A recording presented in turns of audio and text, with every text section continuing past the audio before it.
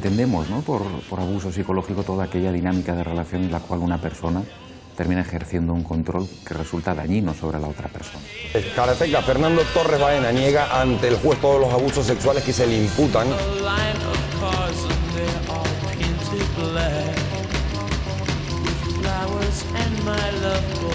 El poder religioso es de los más peligrosos que hay, porque cuando el poder religioso te puede anular la conciencia de una persona. Lo estamos viendo, por ejemplo, en todos esos fundamentalistas.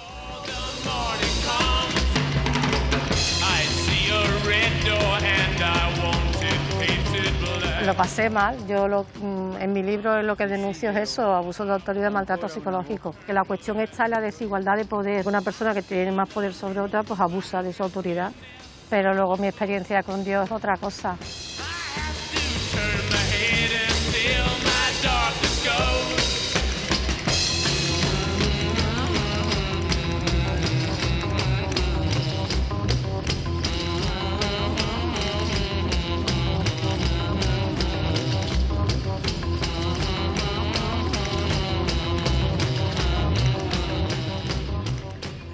También tenemos que pensar que nuestra mente hay que alimentarla también con productos saludables y no dejarme arrastrar por adoctrinamientos, por ideología rápida, por conceptos que pretenden engañar, por prácticas que en realidad no tienen un buen objetivo y lo sabemos perfectamente.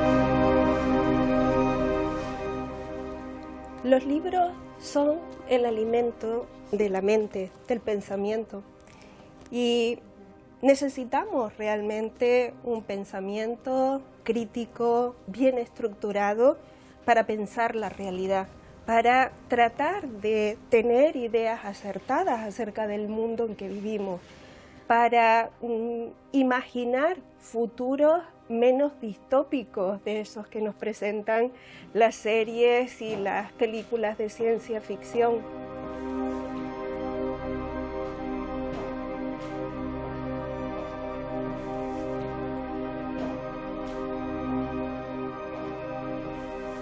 Para evitar todo tipo de adoctrinamiento, para evitar todo tipo de, digamos, pérdida de esa capacidad crítica, es imprescindible desarrollar la filosofía como una actividad, como un hábito, como una actitud ante la vida. Perdemos esa costumbre que desarrollamos cuando somos niños, niñas pequeñas, de cuestionarnos absolutamente todo, de preguntar por qué esto es así, por qué tengo que pensar esto, o por qué debo actuar así, por qué eso es bueno. Lo ideal sería que conserváramos esa actitud, ese hábito del pensamiento crítico durante toda la vida, y ese realmente es un reto para la educación y es un reto que debemos tomarnos en serio, ¿no?, para configurar una ciudadanía crítica, alerta y capaz de discriminar lo que son buenas ideas de lo que son ideas que en realidad Nos impiden ser libres, nos impiden ser autoconscientes y nos impiden incluso proyectar, ¿no?, vidas dignas de ser vividas.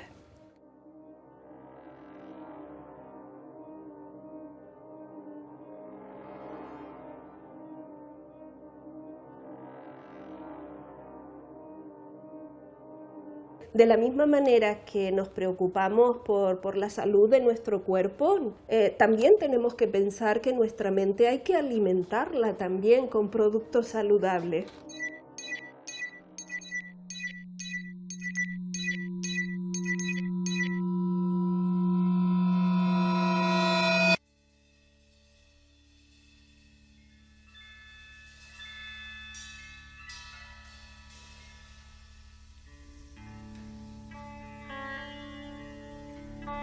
Al hablar de adoctrinamiento, nos vienen a la cabeza sectas, ritos, normas, puertas cerradas, secretos.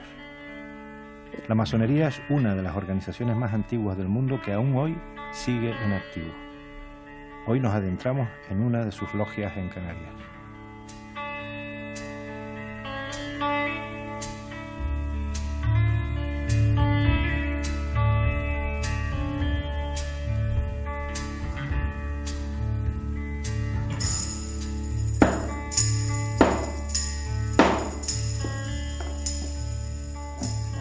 A la gloria del gran arquitecto del universo. ¿Es la masonería una secta? No, todo lo contrario de una secta. ¿Qué es lo contrario de una secta? Pues la diferencia más grande que hay entre una secta y la masonería es que a una secta es muy fácil de entrar y muy difícil de salir, mientras que a la masonería es muy difícil de entrar, pero muy fácil de salir. ¿Hay que creer en un ser superior?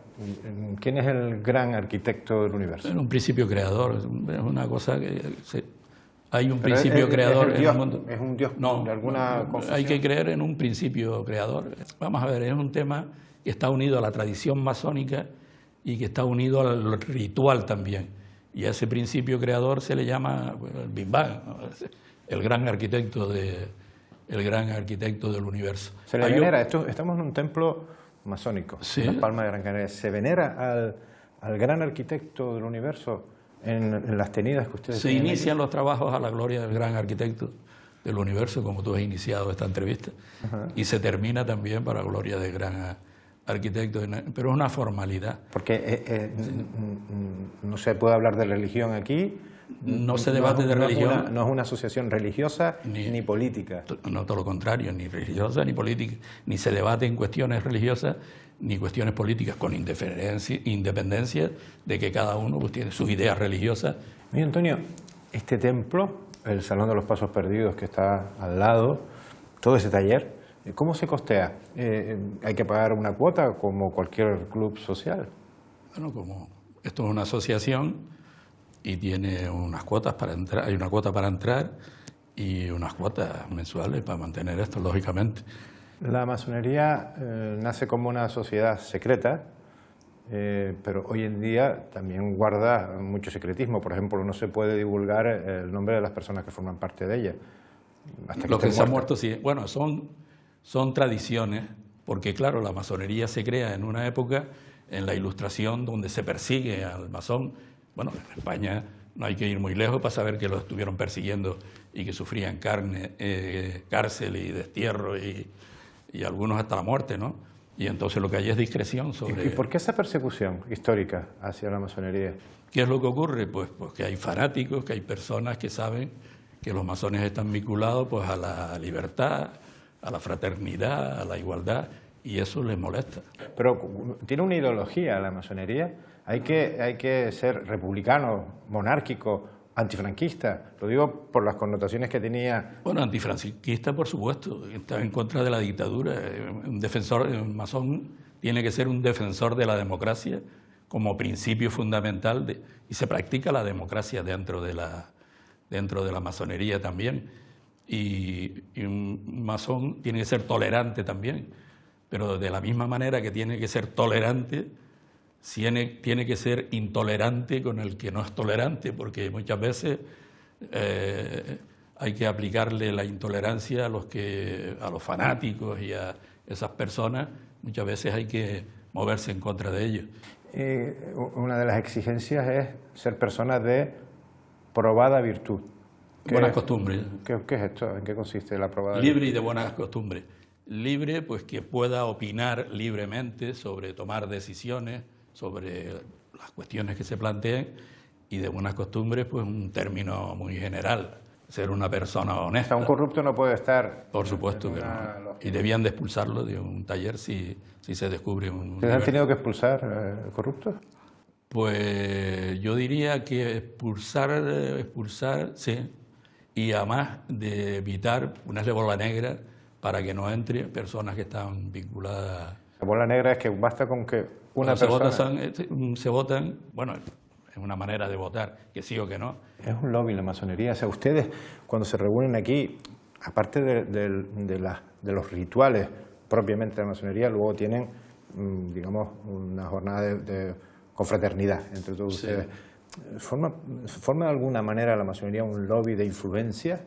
Bueno, como todas las asociaciones, la masonería es una asociación civil que está registrada en el registro de asociaciones, y como todas la Unión Deportiva es un lobby, o el Club Náutico es un lobby. O sea, hay un mundo de relaciones dentro de esta asociación, un mundo de relaciones donde uno se conocen. ¿Tienen ustedes una doctrina, digamos unos estatutos en forma de doctrina que tengan que asumir las personas miembros de la masonería? Tenemos unos estatutos civiles, ¿no? Como todas las asociaciones, y después cada taller, cada logia tiene su propio estatuto masónico, por así decirlo. En realidad la masonería lo que tiene son principios, y lo que hay que es que ser respetuoso con esos principios. Respeto de la ley, respeto a las personas, respeto de la libertad, la fraternidad. ¿Viven ustedes, los masones, dados esos principios, viven en una especie de burbuja, o todo lo que pasa aquí dentro está interrelacionado con el exterior? Totalmente interrelacionado con el exterior. No, lo digo porque los ceremoniales, los ritos, el esoterismo que se respira aquí dentro, parece de otro tiempo distinto, ¿no? De un tiempo muy pasado. Y tanto como que esto lleva, bueno, las logias llevan muchos años, de la Edad Media, las logias operativas, que eran los constructores de las catedrales. Es una cosa, ¿por qué hay logias como esta, por ejemplo, que no admiten mujeres y otras que sí? La tradición es que no hubiera mujeres. Sí, porque bueno, ahí se basa en un principio de libertad. La mujer no era libre. Hay que reconocerlo. En una época que no era libre. Hubo, no hace mucho tiempo, que para sacar un talonario una señora tenía que autorizar al marido. Entonces, el argumento es ese. Pero en la sociedad que estamos actualmente, yo creo que la mujer tiene cabida, debe tener cabida aquí dentro.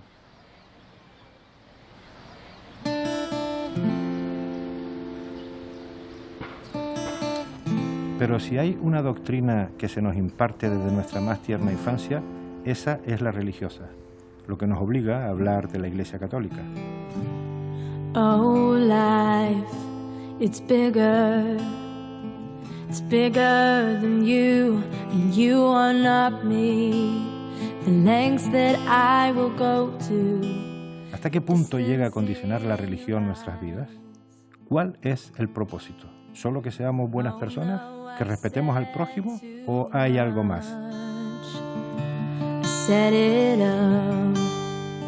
Con tan solo 21 años, Hortensia López entró en un convento de clausura.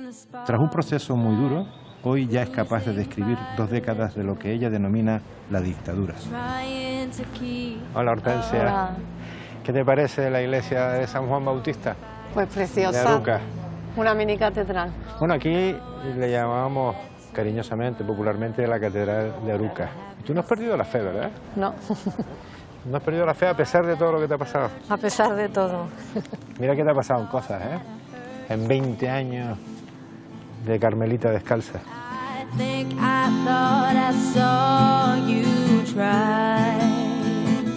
Every whisper of every waking hour, I'm choosing my confessions. Bueno, Lo pasé mal. Yo en mi libro lo que denuncio es eso, abuso de autoridad, maltrato psicológico.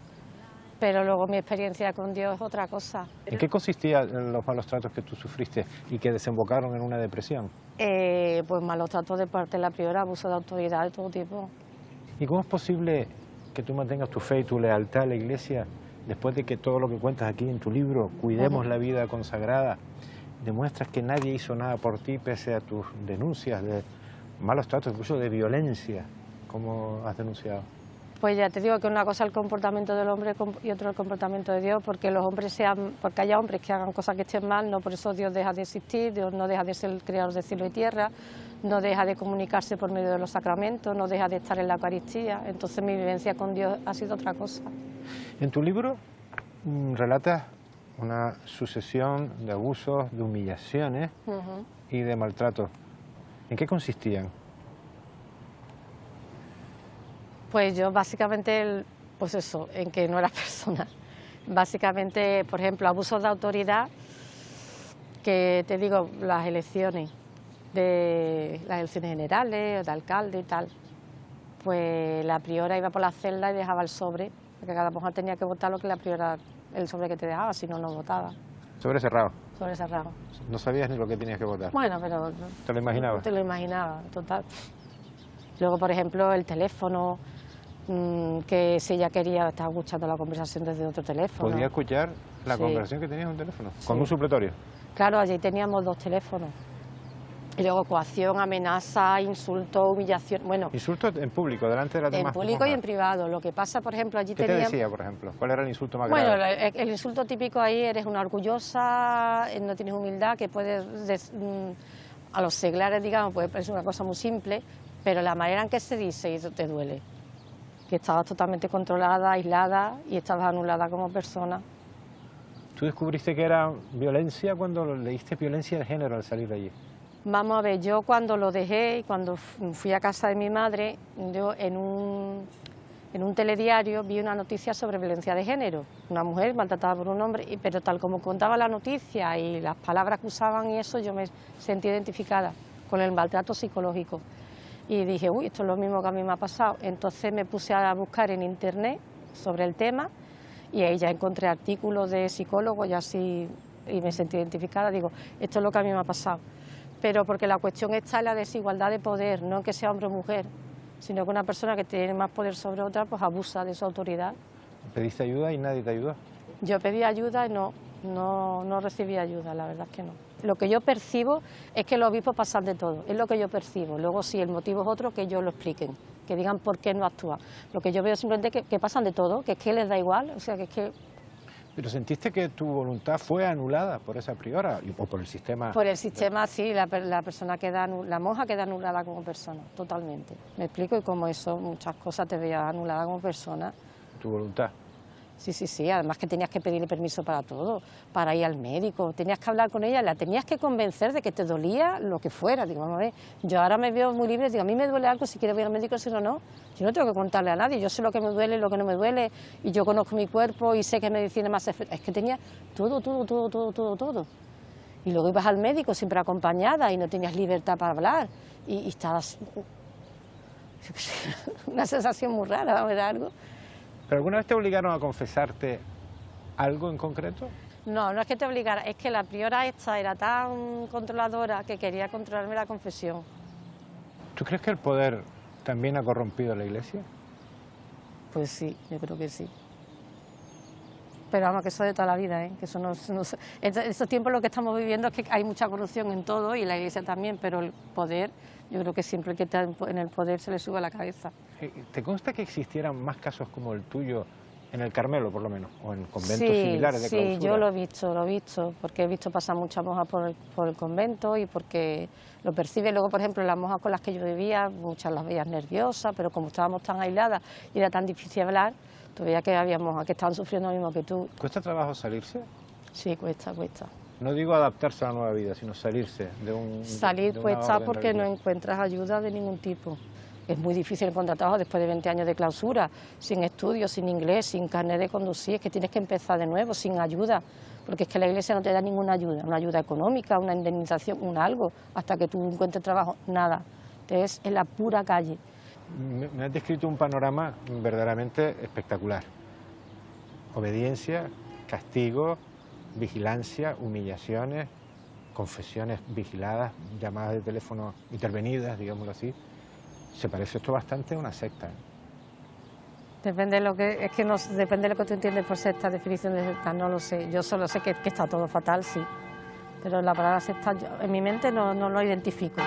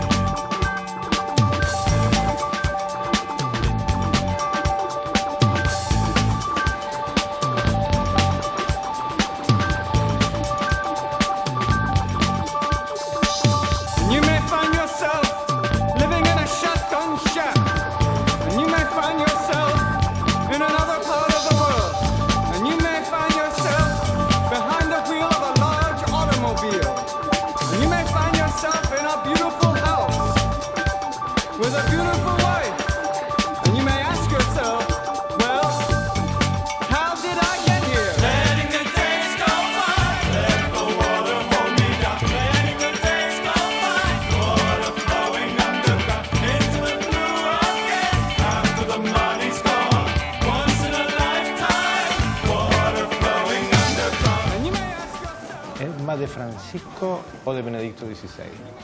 De los dos. ¿De los dos? Porque cada uno tiene su peculiaridad. Ahora mismo soy de Francisco porque es el Papa que está en la Iglesia y nosotros sabemos que el Papa es el que va marcando los caminos y Francisco, ahora mismo, soy de Francisco, totalmente. Pero es que no veo incompatibilidad entre Francisco y Benedicto XVI. Pero eran visiones un poquito opuestas, ¿no? O por lo menos distintas. Bueno, eran distintas, pero fueron revolucionarios los dos, son revolucionarios los dos a su manera. ¿Qué tiene todo esto de lucha de poder? El Vaticano me refiero. Llegar a las más altas instancias de la Iglesia, tener que dimitir cosas, algunas cosas incluso un poco oscuras que se generaron en torno a Juan Pablo I, cosas que se dijeron, cosas que no se dijeron. ¿Qué tiene todo esto de poder? En la Iglesia está la tentación del poder, pero bueno, eso desde el principio. No podemos olvidar que el ser el obispo cura no te anula los genes de Adán y Eva. Otra cosa es que luchemos para que aparezcan los genes de María. Pero hay que remontarse tan atrás a los genes de Adán y Eva o de María para interpretar el poder de la Iglesia hoy en día. Yo, cuando se habla de poder de la Iglesia, yo siempre digo, ¿realmente la Iglesia tiene tanto poder? Aquí hay, es verdad que a lo mejor nosotros cuando vivimos el nacionalcatolicismo en nuestro país tenía poder, pero yo lo digo, ¿cuál es el poder que tiene la Iglesia? Es la pregunta que nos tenemos que hacer. ¿Realmente tiene tanto poder? ¿Cuál es el poder que tiene la Iglesia? Pues yo lo tengo claro. ¿Sabe cuál es el poder que tiene la Iglesia hoy día? El poder que tiene la Iglesia es Caritas, es la pastoral de las migraciones, es estar ahí en las parroquias, es enseñar valores. Ese es el poder que tiene. Hemos entrevistado para este programa a una ex carmelita descalza, Hortensia López, que ha hablado de poder, ha hablado de que en la experiencia que ella tuvo en 3 conventos, particularmente en 2 de ellos, sufrió muchísimo por el ejercicio desmesurado, vamos a dejarlo ahí, del poder de las prioras, de las madres prioras, para con las monjas. ¿Esto es así? ¿Está extendido esto en la Iglesia, un poder abusivo por parte de los que rigen los designios de la Iglesia? Vamos a ver, mira, que se da y se puede dar indiscutiblemente. Benedicto XVI decía una cosa muy linda y era, dice, la fe se enferma. Hay que tener alerta de no enfermar la fe. Y de hecho, en ese sentido, los que tenemos, entre comillas, cierto poder, no se cansa de decir, oye, aquí el poder es poder servir, es servir. Y el poder religioso es de los más peligrosos que hay. Yo soy consciente de eso. ¿Por qué? Porque cuando el poder religioso te puede anular la conciencia de una persona. Lo estamos viendo, por ejemplo, en todos esos fundamentalistas. Y también puede haber fundamentalistas católicos, pues claro que los hay. ¿Por qué antes, para referirse al franquismo, se refirió al nacionalcatolicismo? Porque estaba íntimamente ligado el poder franquista con el poder de la Santa y la Madre Iglesia. Mira, yo escuché una conferencia una vez, y es después de la Guerra Civil, Franco se tuvo que subir en el carrito que era la Iglesia. Por una serie de circunstancias fue un ataque a la Iglesia, a los cristianos, a los católicos. ¿Qué es lo que pasa? Cuando llega el Vaticano II aparece una ruptura. Acordarse que en la sacristía se permite toda libertad. De hecho, todo el Partido Comunista, socialista, los demócratas se reunían en la sacristía. Pero sigue habiendo dos iglesias, esa más social y una que añora un poquito a Franco. Bueno, yo no pienso ya que ya a estas alturas se añora a Franco. Yo lo que digo, que haya reminiscencia. Bueno, pues mire usted, pues sí, pues puede que haya reminiscencia, pero son pocas cosas. Aquí en la Iglesia no vamos buscando, yo por lo menos ni lo veo en el episcopado, ni lo veo en los curas, de decir, tenemos que volver a coger poder, que entre un partido político donde instauremos de nuevo la religión católica como el derecho de todos los ciudadanos. No. Bueno, sí que hay un respaldo absolutamente abierto y, por supuesto, lícito de la Iglesia a planteamientos favorables al sostenimiento de la religión, a la educación concertada, etcétera. Bueno, pero es que eso no es, es que a mí me hace gracia también eso es un derecho que tienen los padres, a educar a sus hijos como ellos quieran. Mira, lo mismo que te he hablado del nacionalcatolicismo, te hablo de una tendencia que es muy propia de nuestro país, del nacional-agnosticismo. Porque somos así, o blanco o negro, nos gusta, o nacional católico o nacional agnóstico. Ahora estamos un poco en nacional agnosticismo. ¿Qué significa? Que un Estado aconfesional quiere decir que sea anti una religión concreta. No, mire usted, un Estado aconfesional tiene que favorecer a todos sus ciudadanos que vivan la religión que ellos deseen. Este gobierno actual, el gobierno de coalición entre el PSOE y Unidas Podemos, ¿es un gobierno nacional agnosticista? Algunas veces lo intentan. ¿Pero lo consiguen? Algunas veces sí. ¿Qué es lo que más rechina a la Iglesia Católica, en concreto al obispo de Canarias, de las decisiones del actual gobierno? Pues mira, lo que más me ha rechinado ha sido la ley de eutanasia, aprobada con alevosía y con nocturnidad en medio de una pandemia, sin un debate serio, sin escuchar voces y sin ver las consecuencias que puede llevar esto. Me rechina que a las menores de edad se les permita ciertas cosas y otras cosas no. O se le permite todo o no se le permite nada. Lo que no puede ser es que te permita abortar porque lo hemos decidido así, porque nos interesa el aborto. No, mire usted, no. ¿Cómo le puede interesar a un gobierno el aborto? Pues no lo sé si le interesa el aborto o no, por ideología, por decir que el aborto es algo progresista, dependiendo. Lo que yo tengo claro una cosa, mire usted, por lo menos que haya una libertad en ese sentido. Cuando hablamos de menor de edad es que le falta una madurez para tomar unas ciertas decisiones y sobre todo decisiones que le van a afectar toda su vida. Pero si hablamos de libertad, ustedes han opuesto muchísimas leyes, o sea, como institución, se han opuesto muchísimas leyes que influyen directamente en la libertad individual. La eutanasia es una. No, la libertad individual no. Aquí estamos hablando de dignidad de la persona y de libertad individual nadie. No, la eutanasia no reivindica una libertad individual. Sí, la que yo puedo tener para decidir cómo morir. No, porque necesitas a alguien que te mate. ¿La Iglesia adoctrina? La Iglesia Católica. Sí, adoctrina. Indiscutiblemente, dependiendo de cómo se tome la palabra adoctrinamiento, ¿no? Sí. Me refiero, por ejemplo, a las clases de religión, pagadas con los impuestos de todos los españoles. Me refiero, por ejemplo, a ese dinero que ustedes destinan, la Iglesia Católica, destina a la COPE o a 13 Televisión. No, las clases de religión no tienen nada de adoctrinamiento, tienen conocer la religión católica. Al mismo tiempo, lógicamente, pues hay que dar razón, ¿por qué la moral católica? que no es ¡boom! Esto es así porque sí. Detrás hay toda una visión. Aquí la ética nunca es neutral. Nunca es neutral. Pues yo quiero como padre que sepan mis hijos a lo mejor esa ética católica a qué responde. ¿Pero no crees que el padre que quiera que su hijo estudie una determinada carrera o una determinada religión o la historia de la religión católica tiene que pagarlo por su cuenta en un colegio privado? ¿Por qué esto hay que darlo en lo público? Yo siempre digo, ¿por qué tengo que pagarle yo los polideportivos a la gente si yo no hago gimnasia? Hombre, comparar la religión con el deporte... No, pero ¿por qué hay que pagar los polideportivos y yo no hago gimnasia? La misión del Estado es la justicia, darle a cada uno lo suyo. La cuestión de la moral es de la persona y de los padres.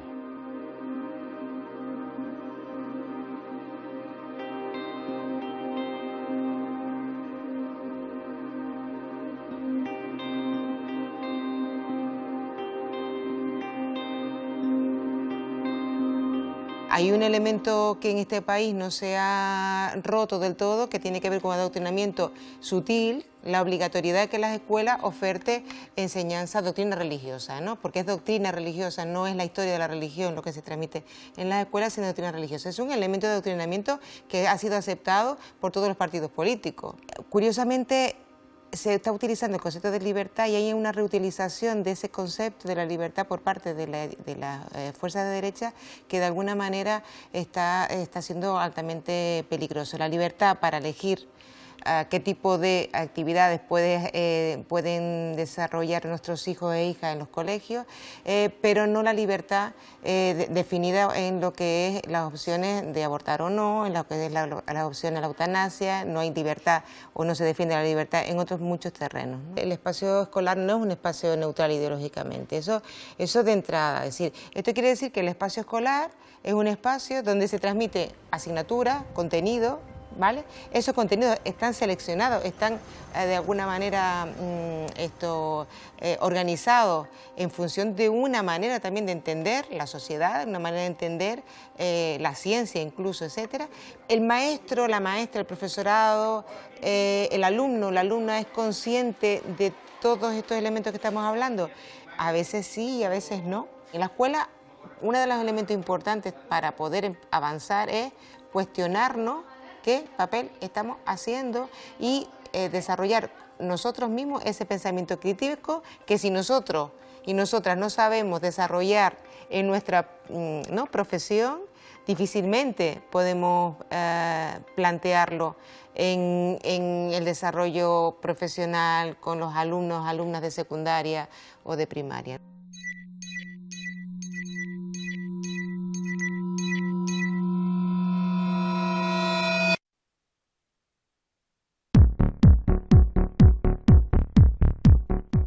Aquellos que buscan adoctrinar, buscan influenciar a quienes les escuchan. Y para eso no hay mejor plataforma que Internet. Una red de ideas al alcance de todos.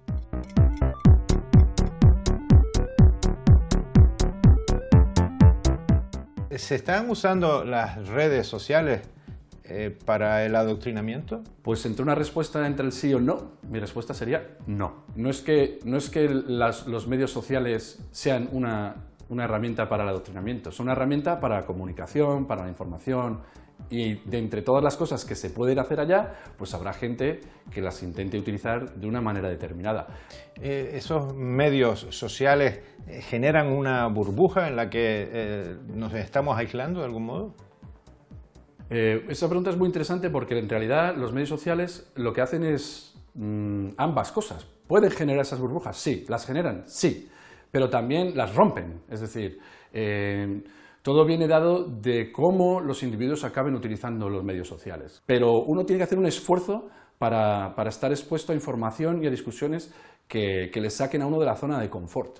¿Se están sofisticando los algoritmos a medida que puede ir creciendo esa visión crítica del usuario, esa capacidad crítica del usuario, para que las grandes plataformas consigan su propósito del negocio en las redes? Por supuesto, es decir, las redes sociales, su tarea y su objetivo principal es ganar dinero. Eso no nos queda duda ninguno. Entonces, su producto es el compromiso de los ciudadanos, o cargando sus propios vídeos, o discutiendo, bien sea de política o bien sea de cualquier otra cosa, poniendo mis fotos de cómo hago mi pastel de manzana. De eso es de lo que sobreviven las medios sociales. Ellos ganan dinero con esa participación activa de los usuarios. Con lo cual, sus algoritmos, que hoy día, de hecho, tenemos muchas conversaciones en las ciencias sociales y digamos, en las instituciones públicas, discutimos estos con los políticos y con las instituciones gubernamentales sobre si deberíamos y sobre si podemos tener acceso a cómo se generan esos algoritmos, porque realmente no lo sabemos. Son cajas negras muy opacas que no tenemos ni idea de realmente cómo funcionan. De hecho, son algoritmos tan complejos que lo que llamamos machine learning y con algoritmos tan complejos que es realmente difícil saber lo que está haciendo ya la máquina. La máquina aprende. La máquina va aprendiendo de los usuarios y les va presentando contenido y va teniendo cientos y cientos de variables en cuenta para generar un futuro informacional o un futuro de contenido. Con lo cual, esos algoritmos están predestinados y están, digamos, generados de tal manera que intentan afinar y maximizar el tiempo que uno va a estar conectado a la plataforma. Esto de los algoritmos no está generando mucho público, mucho usuario hooligan. Nosotros recientemente hicimos una investigación para ver qué sucedía en la sociedad cuando percibíamos que había una polarización afectiva demasiado grande. Entonces nos dimos cuenta que no solo es que estuviésemos polarizados afectivamente, sino que estábamos llegando a un punto en el que la gente no interpretaba la política desde un punto de vista crítico. Estamos eligiendo los mejores preparados para que representen la sociedad y que avancemos de una forma saludable, todos en comunidad, sino que lo empiezan a ver como como equipos de fútbol. Por eso acuñamos esa idea del hooligan político. Entonces empezamos a medir no solo si te gusta un partido o qué tal de buena estima o mala estima tienes sobre un político que te representa, sino directamente barbaridades. Es decir, yo voto a mi partido así roben dinero, o voto a mi partido porque es mi partido y me da igual lo que hagan. ¿Elegimos la información o nos elige ella a nosotros? Esta es una de las preguntas más interesantes que podemos abordar recientemente, porque los medios sociales, como discutíamos con estos algoritmos, presentan información constantemente a los usuarios. Y lo que ocurre es que los usuarios, en vez de ser cada vez más activos decidiendo y pensando qué noticias leer o como hacíamos antes comprando el periódico, los ciudadanos empiezan a desarrollar una percepción que llamamos la percepción de que las noticias me encuentran. Y lo que sucede es que en lugar de ser activos a la hora de informarse o de buscar información y demás, tienen esa expectativa, esa percepción de que si la noticia es importante, me va a llegar a mí.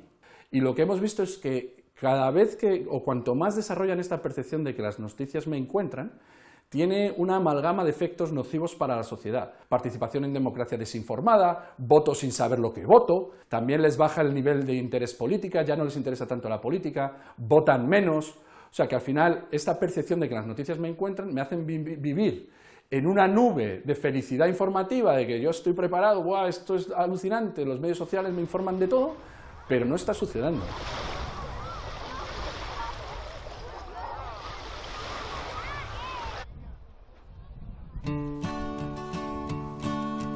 How many roads must a man walk down before you call him a man?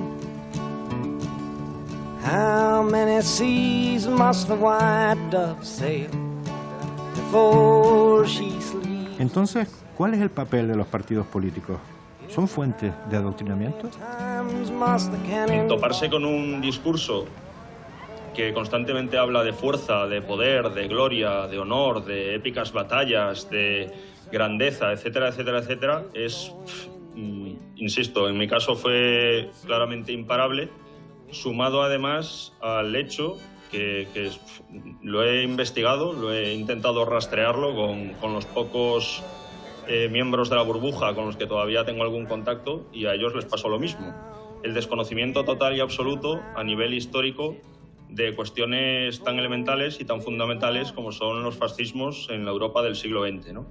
Es llamativo que, por ejemplo, yo sí que guarde muchos archivos de memoria de charlas que nos dieron en el colegio, siendo yo chiquitín, del tema de las drogas, por ejemplo, pero nada, absolutamente nada, del tema del fascismo, de Hitler, del franquismo en España. Dios mío. Bueno, estas palabras de David Saavedra, explicando cómo abrazó la ideología nazi y se hizo una persona de extrema derecha, me sugiere algunas preguntas para ustedes. Cuando entraron a militar cada uno en sus respectivos partidos, ¿ya estaban convencidos ideológicamente de que esa era la ideología que les convenía, que más les gustaba, que más les atraía? Yo creo que al final todos que entramos en los partidos políticos entramos porque compartimos la mayoría de valores y la mayoría de posturas que defiende ese partido. Por supuesto que luego vas viendo que a lo mejor un partido defiende una cosa que tú estás de acuerdo y otras veces que no, y tú lo criticas dentro del partido en todo caso. ¿Se puede criticar dentro de un partido político las líneas de ese partido en determinadas cuestiones? Yo creo que no solo se puede, sino que se debe criticar abiertamente dentro de la organización, porque eso es lo que da, lo que enriquece a la propia organización, la diversidad de opiniones, ¿no? La reflexión tiene que ser constante y colectiva también. Los partidos son colectivos, lo dijo Enrique, con pensamientos comunes, líneas de actuación comunes, pero somos los individuos los que componemos los colectivos. Por lo tanto, todos debemos aportar nuestra opinión. Pero esa teoría está estupenda, pero ¿realmente eso es práctico? En el Partido Popular te puedes levantar en una reunión del órgano en el que tú estés, en la ejecutiva, y decir, no estoy de acuerdo con este asunto, sí. Y se puede discrepar abiertamente, no te miran mal. A ver, yo estoy en el comité ejecutivo del partido, por ejemplo, y ahí si quiero comentar algo, pues lo digo y sin ningún problema. ¿Cuál es la última vez que discrepaste en Coalición Canaria, Geray? Pues con el COVID. ¿Ustedes han pedido permiso para estar aquí, Adrián? No. No. Los argumentarios, esos correos electrónicos que se envían desde las direcciones de los partidos políticos para que los cargos públicos y orgánicos sepan qué es lo que hay que decir, ¿no son una especie de tiranía y de adoctrinamiento? Si un ciudadano va a votar a las elecciones y se encuentra con que dentro del mismo partido tienes a 3 personas diciéndote cada uno una cosa distinta, al final no sabes qué es lo que está votando. Yo, por ejemplo, no lo sigo a rajatabla, intento también democratizar esos argumentarios, porque muchas veces pecamos de técnicos dentro de los partidos políticos y hay que democratizar el conocimiento y las posiciones, con las que puedo discrepar, y a veces en tertulias o radios señalo, bueno, esta es la posición del partido, pero yo también discrepo en estos puntos. ¿Y tú, Geray, asumes los argumentarios sin rechistar? He de argumentar que yo no he recibido argumentarios como tales en el concepto de tienes que decir esto, esto y esto. Lo que yo he recibido es información. De mi partido, de las acciones que ha hecho mi partido sobre una materia. Es más bonito información que argumentario. Yo cuando hablas de argumentario entiendo más como lo que tienes que decir, y a mí, por suerte, nunca me han dicho lo que tienes que decir. ¿Y las redes sociales, Geray? ¿Las redes sociales las utilizan ustedes para informar a la ciudadanía en general o solo a la militancia, a los afines, a los que hay que alimentar con las ideas propias? No me gusta eso de alimentar con las ideas propias. Yo creo que a través de las redes sociales lo que trato de hacer es llegar a la ciudadanía de manera general, pero no con un fin de conseguir adeptos, ¿no? Y además es que realmente la única forma que tenemos nosotros para llegar a la gente es o esa, o enviar notas de prensa y que nos publique algún medio de comunicación. Si no, ¿cómo va a saber la gente lo que estamos haciendo? ¿Se hace más marketing que política, Enrique, ahora mismo? En el mundo de los partidos políticos. No, yo creo que al contrario, creo que también depende del partido. Por ejemplo, yo creo que con el auge que hemos tenido de partidos más populistas, en los últimos años sí que ha habido un gran marketing que realmente no tenía un trasfondo político. Por parte de los populistas. Por partidos populistas, tanto de derecha como de izquierda, véase Vox, véase Podemos, yo creo que muchas veces proponen medidas que realmente, si te vas al trasfondo de lo que están proponiendo, es que no entiendes, no tienen ningún fundamento para lo que están muchas veces diciendo, si no es un mensaje bonito que a la gente le gusta. Hay muchos proyectos o muchas acciones que al final ves que no llegan a la ciudadanía, al final están vendiendo humo, ¿no? Pero cuando lo venden, lo proyectan de tal manera que al final ese mensaje llega a calar. Las redes sociales nos han cambiado y ahora mismo hay partidos políticos, sobre todo los que no tienen que ofrecer, que a través de las redes sociales, pues evidentemente, pues disparan discursos sin ningún tipo de sustrato a través del odio, del señalamiento, de la falacia, de los bulos, de las fake news, porque si tú tienes un tuit, pues crees que puedes hacer política con eso. A Vox le ocurre, a la ultraderecha le ocurre, sobre todo en nuestro país. ¿Quién adoctrina más? ¿La izquierda, la derecha, los nacionalismos, todos a la vez? Los extremos, ¿no? Los extremos. ¿Estás de acuerdo? Pero que aquí llaman extremo, porque yo creo ¿A qué llaman extremo? Yo llamo extremo a todo aquel que odia al otro por pensar diferente. Y eso se está dando mucho. Existe un adoctrinamiento que al final está inculcando un odio en la sociedad. Equiparar los extremos dentro de los espectros políticos en España no podemos hablar, en mi opinión, de un partido de extrema izquierda. No podemos hablar de eso. Porque estamos viendo que las políticas que están haciendo los partidos, supuestamente según la derecha, de extrema izquierda, son factibles. Bueno, he visto muchas respuestas casi unánimes, muy estándares, muy propias de la política tradicional. Pero lo que más me llama la atención es la vestimenta de todos ustedes, la uniformidad con la que han venido. ¿Se pusieron de acuerdo? En absoluto. No. Mi camisa no tiene cuello. Pero es lo habitual, es el color por dentro, ¿eh? Digamos que es el color que recomiendan los estrategas de imagen de los partidos políticos. Yo si no, creo que habríamos venido todos de blanco, si no, y hemos venido pues, con un azulillo así. Yo es que es mi color, es el de mi partido, ustedes se me han copiado. Que el rojo no queda bien en cámara. El rojo no queda bien. Y el azul es un color más dentro de nuestra bandera. La tricolor. Muy bien. La Fiscalía pide para él 303 años de cárcel por 36 delitos de abusos sexuales y 13 de corrupción de menores. La que también se declara inocente es su pareja, María José González. Puedo tener una explicación, pero creo que ahora mismo no se la voy a dar. La profanación de varias tumbas y el robo de restos humanos en el cementerio de Arico. La Guardia Civil trabaja con la hipótesis de que el robo pudiera ser atribuido a miembros de algún tipo de secta.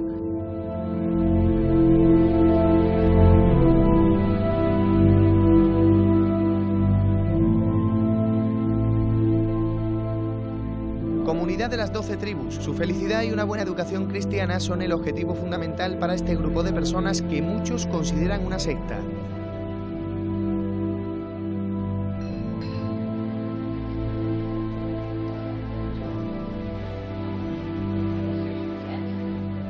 Perteneces a la Asociación Iberoamericana para la Investigación del Abuso Psicológico. ¿Le estamos prestando verdadera atención a este asunto? Es un asunto que, en mi experiencia, ya de más de 20 años de rodaje, tiende a minimizarse. En ocasiones también se banaliza el fenómeno e inclusive, por los tiempos en los que estamos viviendo, también se normaliza dentro de un contexto global en donde, al parecer, la seducción, la dependencia y el control tienen grados que muchas veces pueden pasar inadvertidos, ¿no? ¿En qué consiste exactamente el abuso psicológico? Y ponnos algún ejemplo de algo cotidiano. Por abuso psicológico entendemos ese fenómeno que se da en las relaciones entre dos o más personas por las cuales finalmente se genera un daño. Podemos estar hablando de relaciones a nivel de pareja, pero también pueden darse fenómenos de abuso en contextos de grupo, como es el caso de las sectas u otros movimientos adoctrinantes, en donde observamos una dinámica de relación entre sus miembros que gira en torno a la figura de un gurú autoproclamado, con niveles de dependencia que son crecientes a medida que pasa el tiempo, con una dependencia que finalmente es existencial, y en donde, insisto, se instaura una dinámica de grupo en donde finalmente se aíslan las personas, se les acaba adoctrinando progresivamente y finalmente se les sorbe el seso hasta el punto de que funcionan planas, clónicas y pierden su individualidad. ¿Somos conscientes cuando estamos siendo captados? ¿Hay algún truco, alguna prueba para verificarlo? Cuando se instaura o se despliega una relación de dominio o de control, la persona no tiende a percibir eso como una relación de control y de dominio, sino que lo percibe inicialmente como una relación aparentemente de ayuda. Ahí empieza, digamos, el primer paso hacia una seducción progresiva en donde la persona se le va a ir desarmando, donde se atacará su identidad sistemáticamente hasta que desconfíe hasta de su sombra, donde tu pasado se pone patas arriba y te dicen que en definitiva no conoces nada de ti y yo sí que lo conozco todo, y donde se produce un cierre ideológico progresivo en torno a un grupo que piensa al unísono y siempre bajo el mandato, como decía antes, de un gurú que es incuestionable y cuyo mensaje además es incontrastable. ¿Y cuáles son las consecuencias que sufre la persona captada? ¿Cuál suele ser el prototipo de consecuencias para una persona que ha sido captada por una secta o por un gurú de este tipo? Son variables según la persona, según el tipo de grupo en el cual estuvieron adscritos y según también el tiempo y los años de vinculación. No obstante, hay algunas características genéricas que tienden a darse en el mayor número de situaciones. La persona sale rota, sale dividida en dos, no sabe quién es, se da una profunda vergüenza con respecto a cómo voy a explicar esto que he vivido ahora a los que tengo cerca, y van a experimentar también dificultades emocionales y de relación a la hora de confiar en los demás. Uno de los casos más llamativos de adoctrinamiento y de secta conocidos en España es el caso Karate, que mantiene en prisión a varias personas y que estudiaste profundamente. ¿Cuáles son los rasgos más característicos de esta secta? Si se puede llamar secta. Por supuesto, yo la describiría, ¿no?, como una escuela que funcionaba como una secta, ¿no? El caso Karate es, a mi entender, uno de los prototípicos y que pueden dar también lugar, ¿no?, a otras sentencias de futuro, ¿no? Porque aquí particularmente, por un lado hablaríamos de la conformación de grupo, ciertamente, una persona capaz, pero que exigía progresivamente una devoción y una dedicación exclusiva hacia su persona, que aislaba a las personas del contacto con otras fuentes de influencia, que las seducía progresivamente haciéndoles creer que eran ellas las que escogían cuando era el gurú quien finalmente escogía por ellas, y que finalmente se aprovechó sexual y económicamente de una cantidad importante de víctimas, ¿no? Y después el elemento distintivo se dio también a nivel del juicio, ¿no? Hay que recordar que en la sentencia final se indicó con toda claridad que el gurú o que el maestro había utilizado técnicas de manipulación psicológica, es decir, de alguna manera se estaba poniendo el hincapié, se estaba remarcando un elemento que es esencial en este tipo de dinámicas de relación y que habitualmente pasan algo inadvertidas. En el caso Karate es evidente que lo que se prometía a las víctimas era la excelencia deportiva, pero hay sectas, muchas, o movimientos sectarios que prometen la felicidad. Sí, las sectas comercian con todo tipo de esperanzas, ¿no? Ya sea alcanzar un nivel de rendimiento deportivo excelente, o bien alcanzar un nivel de iluminación absoluta, o bien alcanzar la sanación completa, o bien el acceso a una filosofía que cambiará tu vida y la de tus familiares, porque muchos acaban entrando intentando cambiar la vida de los demás, y en ese sentido siempre tocan, ¿no?, aspectos que tienen que ver con vulnerabilidades y con necesidades humanas. La foto final es esta, ¿no?, la de un atrapamiento absoluto por la cual la persona habla por boca de otro, repite eslogans que otro le ha inoculado en su mente, y el adoctrinamiento es casi absoluto, ¿no? ¿Hay sectas operativas en Canarias? Hay sectas operativas en Canarias, hay sectas operativas en la península, hay sectas operativas por todo el mundo. Porque tú tienes pacientes aquí en Canarias y vienes con cierta frecuencia. Es cierto, y vengo con una cierta frecuencia porque hay familiares o personas que pueden estar preocupadas por personas que están entrando en dinámicas de atracción sectaria, pongamos por el caso muy característico y muy arraigado en la isla de santería o de prácticas afrocaribeñas, pero también en otros contextos que empiezan a proliferar en las islas que tienen que ver con la sanación, la curación en un sentido amplio, y aquí valen todo tipo de propuestas de corte New Age entremezcladas con discursos también ecologistas o con nuevas formas, y ahora sí, en conjunción, digamos, con la pandemia, de nuevas formas de contacto con la naturaleza y del culto a la naturaleza, y eso entronca también con prácticas que tienen que ver con el neochamanismo y con la toma de sustancias como una forma de alcanzar estados alterados de conciencia o conocimientos de uno mismo. Habrá que ver cómo podemos hacer una prevención adecuada y desde qué lugar podemos armar una buena prevención para tocar esas fibras afectivas, ¿no? Por ejemplo, desde el punto de vista educativo. Desde el punto de vista educativo sería esencial cómo poder, digamos, dotar a los niños y a las niñas en edades cada vez más precoces, porque todo empieza cada vez mucho antes, de elementos que tengan que ver con no solo respeta tu cuerpo, sino respeta tu mente. ¿Podemos hablar de un adoctrinamiento tan sutil, tan cotidiano, que puede estar pasando desapercibido? Ciertamente, y podemos hablar también de un contexto cultural, como al decir de algún filósofo, estamos ya acostumbrados a autoexplotarnos, estamos viviendo una sociedad no solo de consumo, sino de autoexplotación, en donde encontramos en esa autoexplotación una suerte de liberación o de, ya no sé si de trascendencia, pero vivimos en ese contexto y desde ese lugar, así como del que hemos mencionado antes, ¿no?, de esa amplia seducción que nos atraviesa a todos, puede pasar mucho más inadvertida un adoctrinamiento.